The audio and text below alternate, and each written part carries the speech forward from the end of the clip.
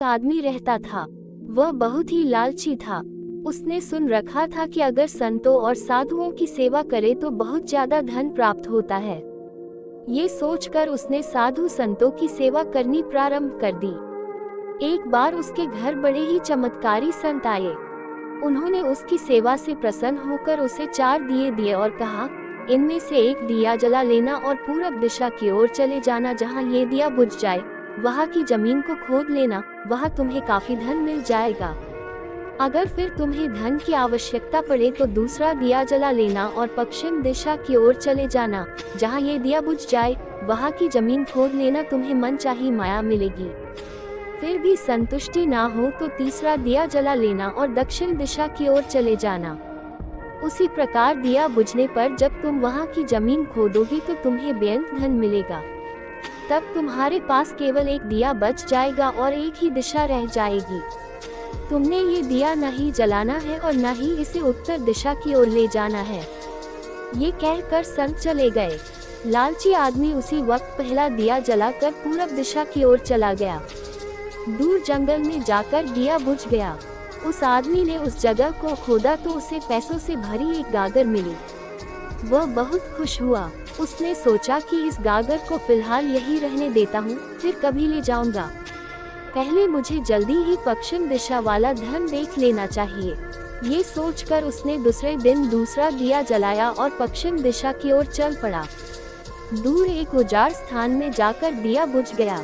वहाँ उस आदमी ने जब जमीन खोदी तो उसे सोने की मोहरों से भरा एक घड़ा मिला।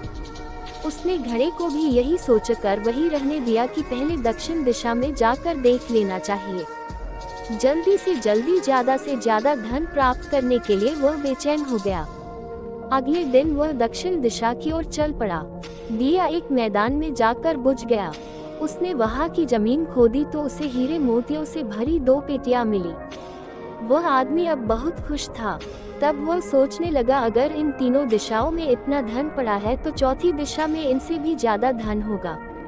फिर उसके मन में ख्याल आया कि संत ने उसे चौथी दिशा की ओर जाने के लिए मन किया है। दूसरे ही पल उसके मन ने कहा, हो सकता है उत्तर दिशा की दौलत संत अपने लिए रखना चाहते हो। मुझे जल्दी से जल्दी उस पर भी कब्जा कर लेना चाहिए। ज्यादा से ज्यादा धन प्राप्त करने की लालच ने उसे संतों के वचनों को दोबारा सोचने ही नहीं दिया। अगले दिन उसने चौथा दिया जलाया और जल्दी जल्दी उत्तर दिशा की ओर चल पड़ा। दूर आगे एक महल के पास जाकर दिया बुझ गया। महल का दरवाजा बंद था। उसने दरवाजे को धकेला तो दरवाजा खुल गया। वह बहुत खुश हुआ। उसने मन ही मन में सोचा कि यह महल उसके लिए ही है। वह अब तीनों दिशाओं की दौलत को भी यही ले आकर रखेगा और ऐश करेगा। वह आदमी महल के एक एक कमरे में गया। कोई कमरा हीरे मोतियों से भरा हुआ था। किसी कमरे में सोने के कीमती से कीमती आभूषण भरे पड़े थे। इसी प्रकार अन्य कमरे भी बेअंत धन से भरे हुए थे। वह आदमी चकाचौंध होता जाता और अपने भाग्य को शाबाशी देता। वह जरा और आगे बढ़ा तो उसे एक कमरे में चक्की चलने की आवाज सुनाई दी। वह उस कमरे में दाखिल हुआ तो उसने देखा कि एक बूढ़ा आदमी चक्की चला रहा है। लालची आदमी ने बूढ़े से कहा कि तू यहाँ कैसे पहुँचा? बूढ़े ने कहा, ऐसा कर यह जरा चक्की चला, मैं सांस लेकर तुझे बताता हूँ। लालची आदमी ने चक्की चलानी प्रारंभ कर दी। बूढ़ा चक्की से हट जाने पर ऊंची ऊंची हंसने लगा। लालची आदमी उसकी ओर हैरानी से देखने लगा। वह चक्की बंद ही करने लगा था कि बूढ़े ने खबरदार करते हुए कहा, ना चक्की चलानी बंद ना कर। फिर बूढ़े ने कहा, ये महल अब तेरा है, परंतु यह उतनी देर तक खड़ा रहेगा जितनी देर तक तू चक्की चलाता रहेगा। अगर चक्की चलनी बंद हो गई तो महल गिर जाएगा और तू भी इसके नीचे दबकर मर जाएगा। कुछ समय रुककर बूढ़ा फिर कहने लगा, मैंने भी तेरी ही तरह लालच करके संतों की बात नहीं मानी थी और मेरी सारी जवानी इस चक्की को चलाते हुए बीत गई। वह लालची आदमी बूढ़े की बात सुनकर रोने लग पड़ा। फिर कहने लगा, अब मेरा इस चक्की से छुटकारा कैसे होगा? बूढ़े ने कहा, जब तक मेरे और तेरे जैसा कोई आदमी लालच में अंधा होकर यहाँ नहीं आएगा, तब तक तू इस चक्की से छुटकारा नहीं पा सकेगा।